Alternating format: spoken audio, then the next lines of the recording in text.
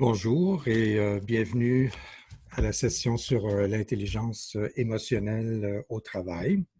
Ça me fait plaisir de vous accueillir aujourd'hui, partager avec vous quelques moments au niveau de l'intelligence émotionnelle, puis j'espère recevoir de vos questions après la trentaine de minutes de présentation. Donc, je me présente, Marquis Bureau. Je suis coach humaniste. J'enseigne aussi à temps partiel à l'Université Saint-Paul située à Ottawa dans un programme intitulé Leadership et intervention de groupe, dans lequel j'enseigne aussi un cours sur l'intelligence émotionnelle. Donc, mon but dans la vie, c'est d'aider les gens qui aident à donner ce que j'appelle une aide aidante. Et c'est certain que l'intelligence émotionnelle est au cœur de cette aide. Mon principal domaine d'étude, c'est dans le domaine de la sociologie, de l'enseignement supérieur. Et comme coach humaniste, je me suis intéressé naturellement en particulier à l'intelligence émotionnelle, à l'analyse transactionnelle, donc tout ce qui a à faire avec le côté relationnel, autant au niveau de l'intrapersonnel que de l'extrapersonnel aussi. Je m'intéresse naturellement au développement du leadership, leadership de conscience, leadership agile, au dialogue intérieur. Et puis, j'ai aussi le plaisir à maintes reprises d'animer des cercles de leadership avec des dirigeants dans des organisations. Donc aujourd'hui, on va jaser d'intelligence émotionnelle au travail. Et on a voulu mettre l'accent sur trois objectifs d'apprentissage. Le premier étant de comprendre et d'explorer le concept de l'intelligence émotionnelle. Le deuxième, de développer, améliorer ma capacité à surveiller mes propres sentiments et émotions et ceux des autres. C'est toujours cette question-là, à savoir comment est-ce que moi je peux demeurer dans mes souliers, vivre avec ce qui se passe à l'intérieur de moi et aussi être conscient que j'ai quelqu'un devant moi qui est aussi dans ses souliers, qui a aussi ses propres sentiments et émotions. Et finalement, troisième objectif, de discriminer et d'utiliser ces informations, les renseignements qu'on reçoit pour guider ma réflexion, mon action, en particulier lorsque je vis des changements, donc dans des périodes de stress, en autres mots, et le stress positif, le stress négatif peut générer des émotions négatives, des émotions positives, et on va parler un petit peu de tout ça aujourd'hui. Donc, je voudrais tout d'abord commencer par situer l'intelligence émotionnelle. Donc, ça fait partie d'une façon de concevoir, de penser l'être humain, de connaître l'être humain, de s'intéresser à l'humain dans ses multiples intelligences. Et on sait que pendant plusieurs années, on a porté beaucoup d'attention à l'intelligence intellectuelle et de plus en plus, par la suite, on s'intéressait à l'intelligence du corps, et depuis quelques années, un peu plus au niveau de, l'intelligence émotionnelle et plus récemment, ce qu'on appelle aussi l'intelligence spirituelle. Donc, en d'autres mots, l'humain est un être de relation. On entre en relation avec notre intellect, avec notre corps, avec nos émotions, avec notre esprit. Et l'idée derrière tout ça, c'est que comme être humain, je peux me développer et acquérir certaines compétences pour justement développer mes multiples intelligences. Quand on parle d'intelligence émotionnelle, dans la façon que je vais vous en parler aujourd'hui, c'est surtout basé sur le travail de Salovey et Maillet. Et leur définition à eux, et vous voyez que 90 pour la psychologie, c'est quand même relativement jeune. Donc ici, on parle d'une forme d'intelligence qui suppose la capacité de contrôler ses propres sentiments et émotions, la notion de contrôle, ceux des autres, et de les distinguer. Ce n'est pas juste une question de contrôler, mais c'est aussi être capable d'en prendre conscience et d'utiliser ces informations-là pour guider mes pensées et mes actions. Donc, c'est cette idée d'être en mesure de me connecter suffisamment à ce qui se passe à l'intérieur de moi pour être capable de nommer ce qui se passe, d'identifier ce qui se passe et ensuite de pouvoir agir en conséquence. Une des personnes qui a contribué énormément à vulgariser l'intelligence émotionnelle, parce qu'on sait que ça se passe dans des milieux académiques, mais ça se passe aussi dans un plus grand public en général, c'est Goleman. Et à partir de 95, Goleman parle des personnes à forte intelligence émotionnelle pour être plus efficaces socialement. Donc, c'est à ce moment-là qu'on a commencé à s'intéresser davantage à voir toutes les études qui avaient été faites au niveau de l'intelligence émotionnelle et de voir comment je pouvais développer mon intelligence relationnelle. Pardon, un petit peu trop vite. Donc, aujourd'hui, je vais vous parler d'un modèle en particulier, sachant qu'il existe de multiples modèles et qu'il y a aussi différentes façons de mesurer. Mais aujourd'hui, je parle du modèle qui s'inspire de Bar-On, sachant qu'il y a aussi le modèle de Goleman. Je le mets là parce que habituellement, c'est celui qui est le plus connu. Donc, une des premières mesures de l'intelligence émotionnelle, c'est d'être conscient de soi, de se comprendre et de s'exprimer, d'être conscient des autres, les comprendre et entretenir des rapports avec eux, de faire face à des émotions fortes, et on sait que dans les derniers mois, en tout cas, dernières semaines, on en a vécu plusieurs, mais ça, on en vit quand même plusieurs dans une année typique aussi, et d'être en mesure de s'adapter aux changements, de régler des problèmes de nature sociale ou personnelle. Donc, c'est pour ça qu'on a voulu s'intéresser à toute la notion de l'intelligence émotionnelle. Et du côté de Goleman, on se spécialise, où lui s'est intéressé d'abord et avant tout à la conscience de soi, la maîtrise de soi, la conscience sociale et la gestion des informations. Donc, le modèle que je vous présente aujourd'hui, c'est un modèle qui se nomme le modèle de l'intelligence émotionnelle 2.0. Donc, c'est une façon de mesurer, de faire une évaluation de ma propre intelligence émotionnelle. On peut la faire aussi en groupe, on peut la faire de façon individuelle. Et vous voyez qu'il y a quand même ici 5 grandes catégories, et je vais les reprendre une à une et donner des exemples. On voit que la perception de soi, l'expression individuelle, les relations humaines, la prise de décision et la gestion du stress. Et ce qui sous-entend ces 5 grandes catégories, c'est toujours une question de comment je peux fonctionner socialement et émotionnellement, puis aussi avoir un certain bien-être et certains diraient même connaître le bonheur. Donc, les gens qui se sont intéressés et qui s'intéressent à l'intelligence émotionnelle, très reliés au courant de psychologie positive, qui s'intéressent aussi au bonheur.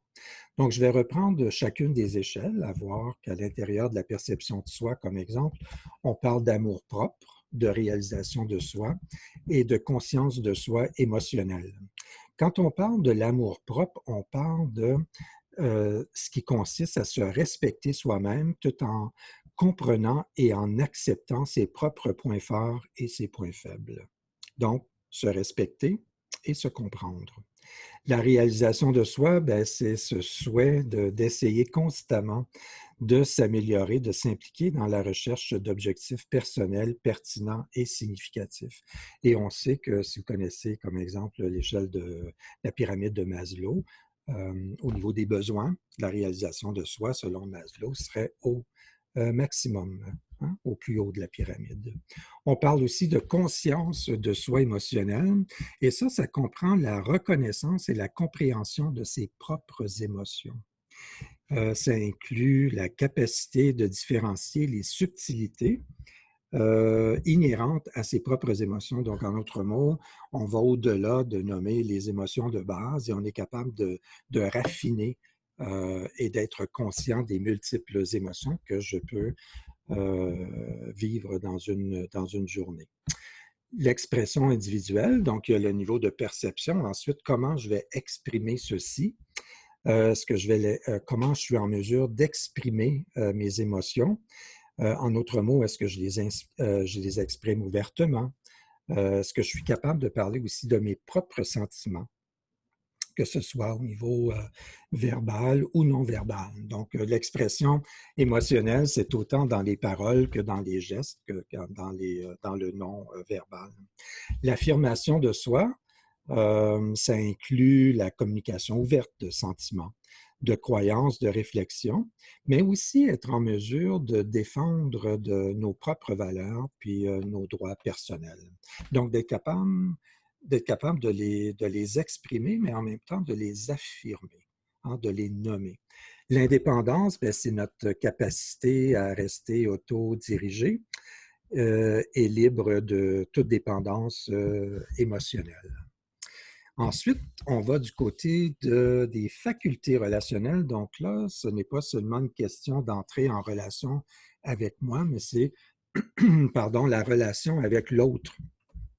Donc, la dimension des relations humaines font référence aux compétences de développement, de maintien de relations mutuellement satisfaisantes qui sont caractérisées par la confiance et la compassion. Donc, c'est deux termes très importants, confiance et compassion.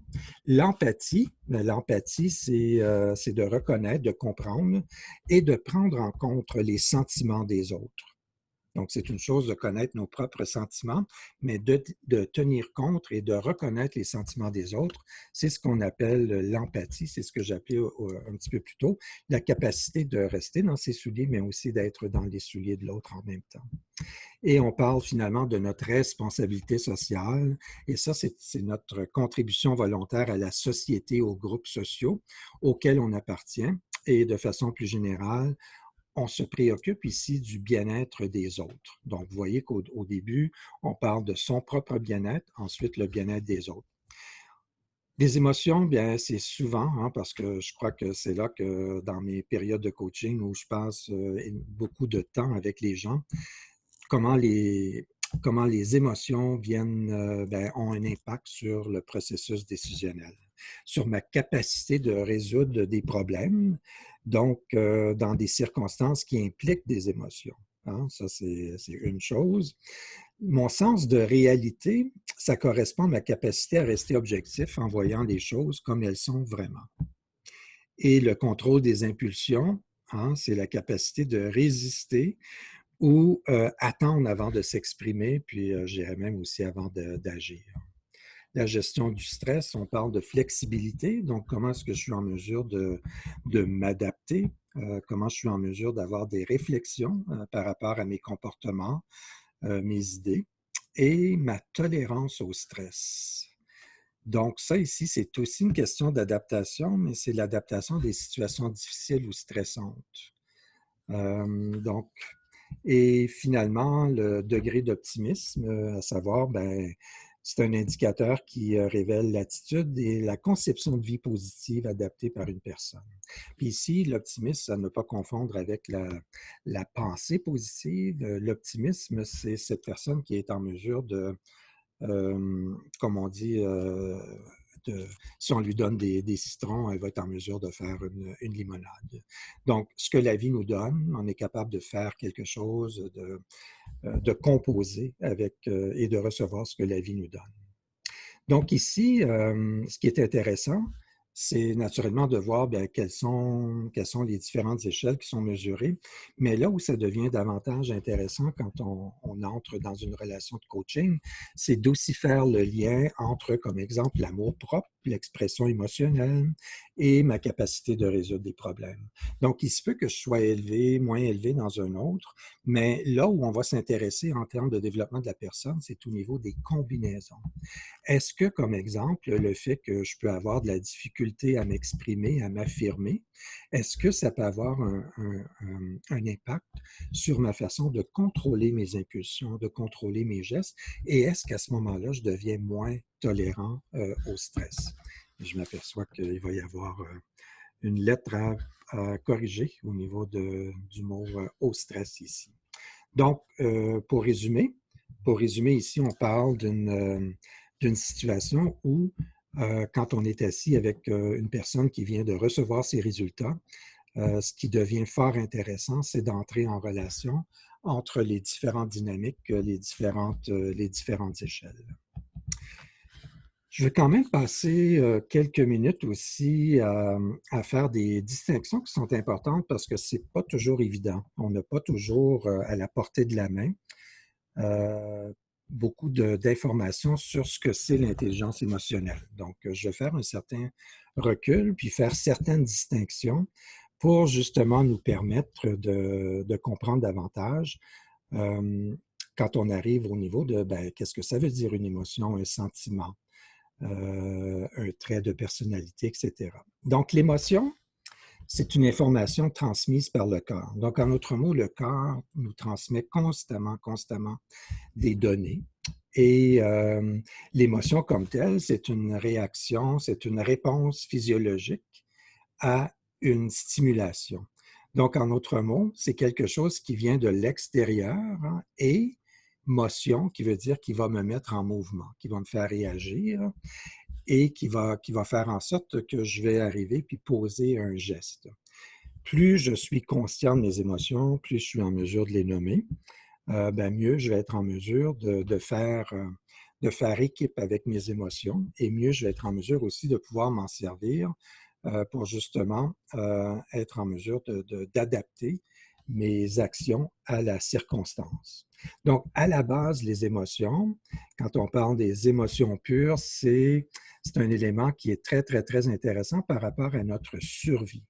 Sachant qu'à un moment donné, dans notre évolution comme humain, les notions de survie sont toujours importantes, mais en d'autres mots, on ne fait pas toujours la distinction entre ce qui est une notion de survie et une autre, si je ne gère pas très bien mes émotions, je pourrais interpréter tout ce que je ressens, tout ce que j'ai comme émotion, comme étant une attaque à ma vie, comme étant quelque chose que je dois soit me protéger, soit me conformer, soit prendre le contrôle.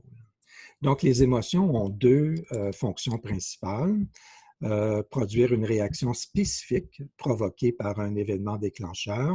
Donc, il y a quelque chose qui se passe dans mon environnement. Oups, je ressens une certaine émotion. Donc, ça, c'est ce qu'on appelle l'événement déclencheur. Puis ensuite, c'est de réguler l'état interne de l'organisme pour maintenir son intégrité. Donc, ce que le corps ou l'organisme cherche constamment à faire, c'est d'arriver à un équilibre. Hein, quand on dit « Oh, je suis bien dans ma peau », à ce moment-là, ça veut dire que mon corps est en équilibre. Et à un moment donné, il peut y avoir certaines émotions qui vont créer certains déséquilibres. Et à ce moment-là, la capacité de réguler, de prendre conscience de mes émotions, ça me permet de revenir justement à un point d'équilibre. Une émotion comme telle, ça ne dure que quelques secondes et ça a tendance à se déployer en 3 temps. Donc, il y a initialement la charge, il y a une charge, il y a une tension, puis il y a une décharge. Et quand on parle d'intelligence émotionnelle, c'est de développer cette notion-là de « oups, il y a une charge ». Donc, en d'autres mots, je suis conscient que je suis en train de vivre une émotion. L'attention, c'est ma capacité de m'observer quand je suis dans cette tension et la décharge, c'est ma capacité d'ajuster, d'aligner mon comportement en conséquence. Parce que souvent, quand c'est les émotions qui nous contrôlent, nous, on a moins de contrôle, moins de maîtrise, que je préfère utiliser que le mot contrôle, sur justement la décharge des émotions. Un sentiment, c'est une construction. Ce que j'aime dire, c'est que l'émotion, elle nous arrive au niveau du corps, on ressent quelque chose. Le sentiment, c'est une interprétation. Donc, quand on va au niveau de la construction, ça veut dire que c'est quelque chose qui arrive au cerveau. Et là, à ce moment-là, un sentiment, c'est une manière d'interpréter, de penser ou d'apprécier l'émotion. Donc, ça se peut que j'ai une émotion de peur et qu'à ce moment-là, j'ai un sentiment d'insécurité. Ah, ça se peut que j'ai une émotion de tristesse et qu'à ce moment-là, j'ai un besoin de connexion. Donc, on voit que l'interprétation peut varier dépendamment de l'émotion, dépendamment de la circonstance aussi. Donc, c'est une façon de penser, d'apprécier l'émotion. C'est une élaboration de notre lien à autrui aussi. Donc, parce qu'étant des êtres de relation, c'est certain que quand je suis en relation avec une personne, je vais avoir certaines émotions qui vont créer certains sentiments. Puis, ce qui arrive, c'est que Là, au niveau du sentiment, c'est que ça peut être différentes combinaisons. Ça peut être émotif, ça peut être imaginatif, ça peut être plus ou moins stable, ça peut être plus ou moins clair, puis ça peut persister aussi. Le sentiment peut persister.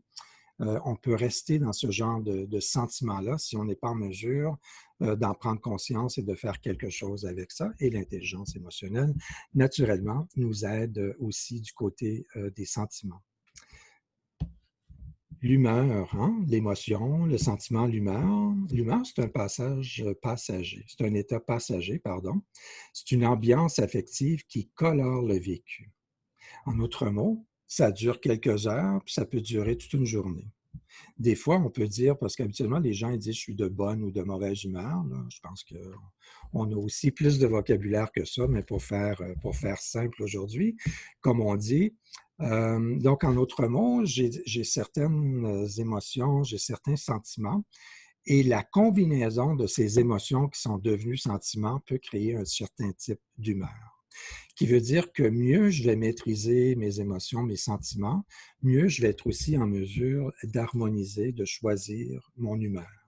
Donc, ce n'est pas un état permanent, sauf que si j'en suis pas conscient, ça se peut que j'ai même l'impression à l'occasion que je vais changer d'humeur parce que je rencontre une autre personne. Et j'ai même entendu souvent une personne qui dit, ben, j'étais de bonne humeur, puis là, tout à coup, j'ai rencontré cette personne-là et je suis devenu de mauvaise humeur. OK, ça c'est le constat de voici mon humeur, mais d'un autre côté, quelle a été l'émotion, quel a été le sentiment qui a mené à ça? Si je suis capable de nommer ça, ça veut dire que je suis aussi capable de changer d'humeur, qui est quand même assez intéressant. Un tempérament. Ah, parce que des fois, on se fait dire hein, qu'on est on est peut-être du type émotionnel ou on est du type non émotionnel. On a différentes façons de nommer sans nécessairement faire ces distinctions-là entre l'émotion, le sentiment, l'humeur et le tempérament. Donc, le tempérament, c'est plutôt une habitude émotionnelle qu'on apprend dans l'enfance. Donc, si c'est appris, on sait que tout ce qui est appris peut être désappris, mais ça se peut aussi que ça puisse marquer une personne toute sa vie, parce qu'à un moment donné, on peut même se croire soi-même. Ça se peut qu'on se soit fait dire souvent dans notre enfance qu'on était timide ou colérique. Hein, c'est l'exemple qu'on donne ici. Et à un moment donné, à force de se faire dire qu'on a un tempérament timide, on a l'impression que nous sommes timides. Mais ça se peut aussi que ça soit une habitude émotionnelle que j'ai apprise. Une des choses que je me faisais dire quand j'étais jeune et qui était une stratégie efficace aussi, c'est que quand quelque chose n'allait pas dans la direction où je souhaitais, j'avais tendance à bouder. Hein. J'étais un tempérament de boudeur. Et de bouder, ça voulait dire qu'à un moment donné, j'étais pour avoir une certaine réaction, j'étais pour avoir euh, une certaine conséquence à mon action. Et c'est certain que quand on a 2, 3 ans, 4 ans, 5 ans, ça peut être une méthode efficace, mais rendu comme adulte, c'est beaucoup moins efficace. Et la notion ici, c'est de savoir que plus je vais travailler mon intelligence émotionnelle, plus je sais que les tempéraments, les habitudes émotionnelles que j'ai apprises, je peux aussi les désapprendre. Donc ça, c'est une notion importante. C'est pour ça qu'on parle d'intelligence émotionnelle. C'est que tout ce que j'ai appris, je peux désapprendre et tout ce que j'ai à apprendre, je peux aussi l'apprendre. Donc, important d'être capable de nommer, hein, de nommer ses émotions. C'est important aussi de voir de quelle interprétation, en autre mot, à quel moment est-ce que les croyances, est-ce que les suppositions viennent teinter l'émotion. Hein, on donne un sens, là, ça devient un sentiment. Un sentiment qui n'est pas reconnu, un sentiment qui n'est pas nommé, ça peut avoir un impact sur notre humeur et l'impact sur cette humeur-là peut faire en sorte qu'on va développer un certain tempérament. Un autre exemple que je pourrais donner, à un moment donné, euh, quand, euh, quand j'étais moins en mesure de nommer mes émotions, c'est que je savais qu'à un moment donné, j'avais tendance à vouloir me taire, à ne plus vouloir parler. Et je savais que, par habitude, que si j'allais plus loin là, que ça me prendrait encore plus de temps de revenir à la parole. Et quand j'ai appris j'y travaille toujours, quand j'ai appris à nommer, ah, c'est ça le déclencheur. Le déclencheur fait en sorte que je réagis de cette façon-là et en étant en mesure de m'auto-observer, je suis aussi en mesure de m'auto-corriger. Et c'est ce que la pratique d'intelligence émotionnelle, c'est une chose de recevoir son diagnostic, c'en est une autre naturellement de pouvoir commencer à travailler avec le diagnostic pour travailler sur des objectifs précis par rapport à notre développement émotionnel. Donc, ce que ça nous aide à faire, hein, le développement de l'intelligence émotionnelle, c'est justement de naviguer avec le changement, sachant que ben, on a été quand même choyé par rapport au changement depuis les dernières semaines, les derniers mois. Et naviguer avec le changement, c'est ma capacité, hein, l'intelligence émotionnelle va aussi m'aider à m'adapter et à faire quelque chose dans des périodes de changement. Donc, l'intelligence émotionnelle, éventuellement, va m'amener à pouvoir cheminer davantage vers l'acceptation. Accepter, comme exemple, ben, accepter le fait que j'en ai des émotions. Accepter le fait que ces émotions-là, oui, elles me permettent d'agir. Et ensuite, bien, quelle est ma qualité d'action? Puis est-ce qu'il y a des choses de ce côté-là que je suis capable d'apprendre, de modifier, de transformer? L'acceptation, habituellement, ça mène au lâcher-prise.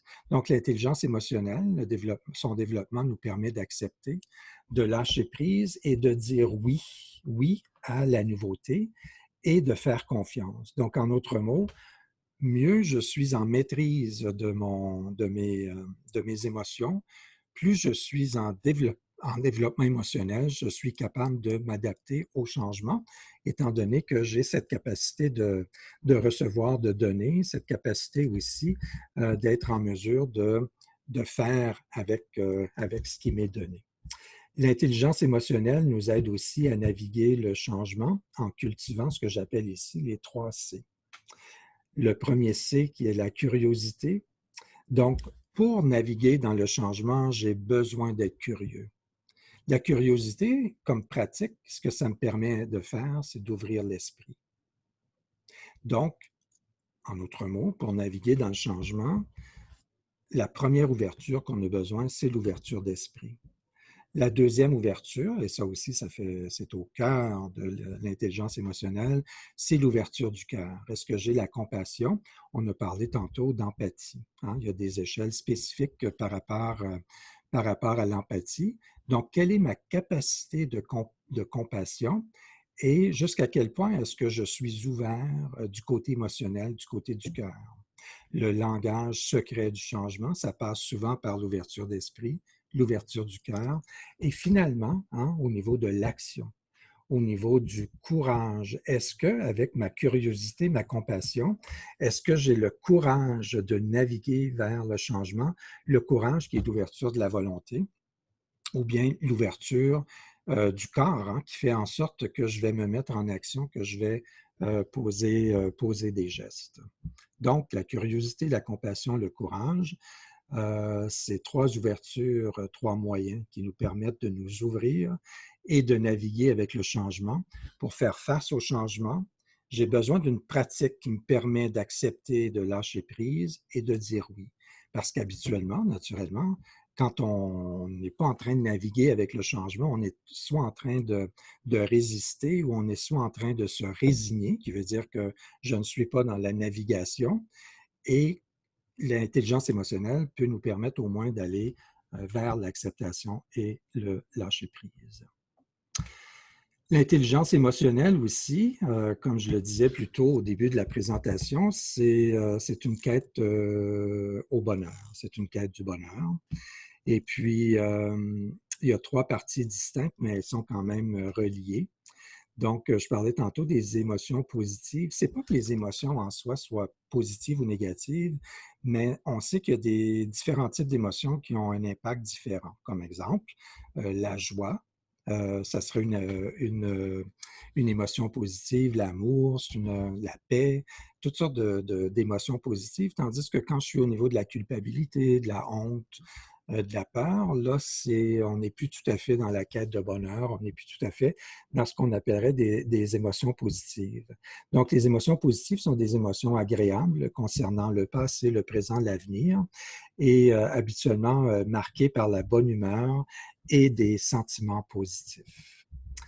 L'engagement, l'idée d'être dans la zone, hein, on entend ça dans les expressions sportives. J'étais dans ma zone. En anglais, on parle de flow. Donc, quand je suis dans ma zone, c'est que je suis tellement absorbé par ce que je fais que le temps semble s'arrêter. Je n'ai même plus la notion du temps et souvent, je n'ai même plus la notion de l'espace. Je suis dans ma zone, je fais un avec la vie. Hein, je suis complètement, entièrement engagé. Donc ça fait partie de la quête du bonheur. Et naturellement, parce qu'on a aussi besoin de nourrir l'intellect, toute cette notion de sens, le sens d'être impliqué dans quelque chose ou de servir quelque chose de plus grand que soi. Donc, on voit que le bonheur et le développement de l'intelligence émotionnelle peut contribuer au bonheur par le fait de cultiver des émotions positives, l'idée de pouvoir s'engager et avoir une vie porteuse de sens, qui sont souvent au niveau des plus grandes quêtes humaines. Donc, c'est ce que j'avais à vous dire aujourd'hui. Je vais quand même arrêter l'enregistrement, vous remercier, puis je vais ouvrir la possibilité de poser des questions et d'entrer en relation, en interaction avec vous. Donc, voici.